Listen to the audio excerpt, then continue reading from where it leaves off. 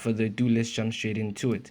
So firstly, as we can see, we mapped out our daily bias, of course, which is generally bullish, since on the higher time frame we come from a sort of area of interest, having come from SWIP the liquidity. Basically, multi-time frame analysis, looking for the higher time frame analysis on the lower time frame. So as we hear on the 15-minute time frame, you can see that those are highs that are in a sense invalidated. Of course, we know that this is invalidating highs, so we know that price might do a little pullback as always and look to go and purge into the most recent high, of course, especially since we have a market structure shift as well.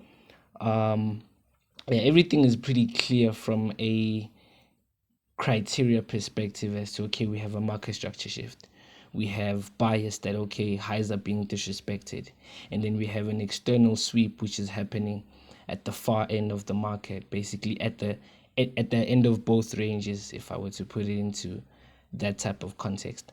So yeah, we have price sweeping the range low here.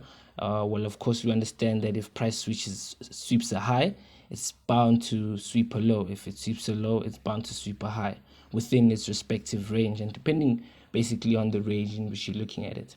So we have a volume pool here that comes just below sort of like a liquidity sweep, of which that in its own is confirmation bias for entry of our trade. You understand what I mean? So all in all, to sum everything up, is that, okay, we come from a recent swing point, we swung and swept the low, created a high, retraced back 50% within the market structure shift area to then go and crash the high, which is basically what I'm panning out here and trying to make people understand.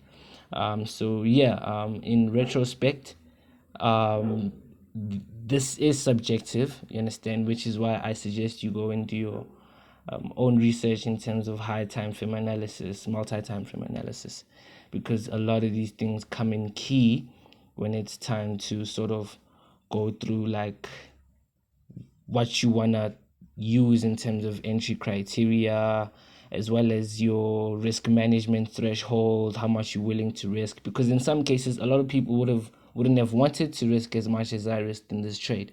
Understand what I mean? Because from my standpoint, the stop loss was sitting at just outside of the previous low that was swept before the market structure shift, which I will show here in just a moment.